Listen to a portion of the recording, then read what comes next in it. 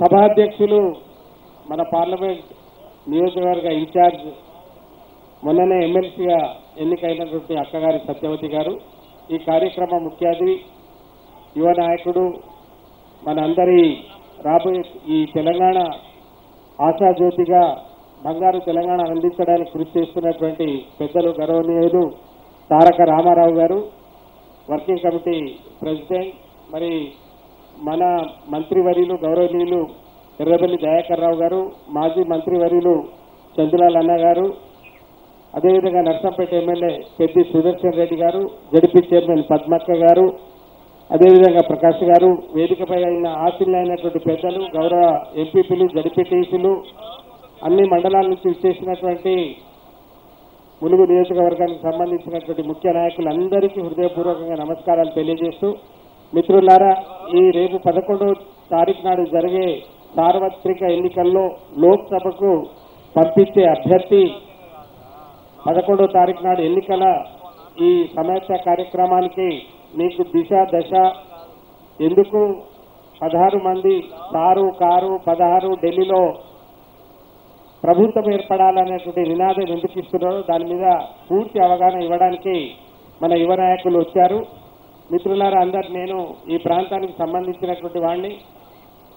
నాకు గౌరవ ముఖ్యమంత్రి గారు మన ధ్యేయము తెలంగాణ రావాలి, తెలంగాణ వస్తే తెలంగాణ ఆశయం నిలబడుతుంది, ఆత్మగౌరవం నిలబడుతుందని అయితే పోరాటం చేశారో దానికి ఆకర్షితులై విశ్వవిద్యాలయంలో ఒక ఆచార్యునిగా ఉన్నటువంటి నేను బయటకు వచ్చి విద్యార్థులకు, యువకులకు ఈ తెలంగాణ భావజాలాన్ని గౌరవ ముఖ్యమంత్రి కేసీఆర్ గారితో పాటు జయశంకర్ సిద్ధాంతాన్ని చెప్పాం. మరి మా సహాయమైనంత వరకు ఉడతాభక్తిగా కేసీఆర్ గారితో కలిసి పనిచేసే అవకాశం వచ్చింది ఈ తెలంగాణ తీసుకురావడానికి. నా పేరే జామీన్ సీతారాం అనే వాడుకలో ఉండేది. మరి మాకు సాధ్యమైనంత వరకు తెలంగాణ తెచ్చుకున్నాం, మా ఆశయం నెరవేరింది మన అందరిది. అందులో భాగంగానే ఒక గొప్ప అవకాశం ఇచ్చారు, పార్లమెంట్కి పోయేటువంటి అవకాశం. ఆ కోరిక కూడా నెరవేరింది. రాజకీయ సమీకరణాలు, ముఖ్యమంత్రి ఒక వ్యక్తి కాదు, ఒక శక్తి.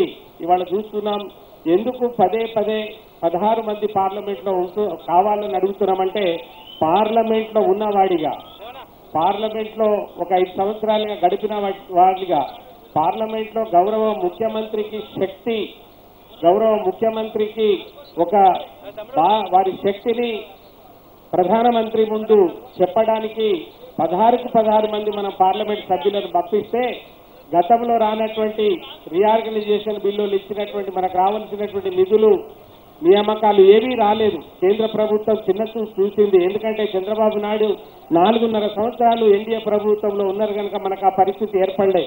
ఇవాళ ఎందుకు మాట్లాడుతూ ఉన్నారు? ఈ దేశంలో బీజేపీ లేదా కాంగ్రెసే పరిపాలిస్తుంది మనకు స్వతంత్రం వచ్చినప్పటి నుంచి.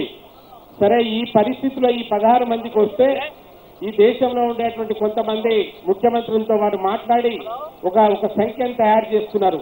రేపు కేంద్ర ప్రభుత్వంలో ఏర్పడేటువంటి కేంద్ర ప్రభుత్వంలో ఒక కీలకమైనటువంటి భూమిక పోషించాలనే ఉద్దేశంతో మనందరినీ పదే 16 మందిని గెలిపించమంటున్నారు.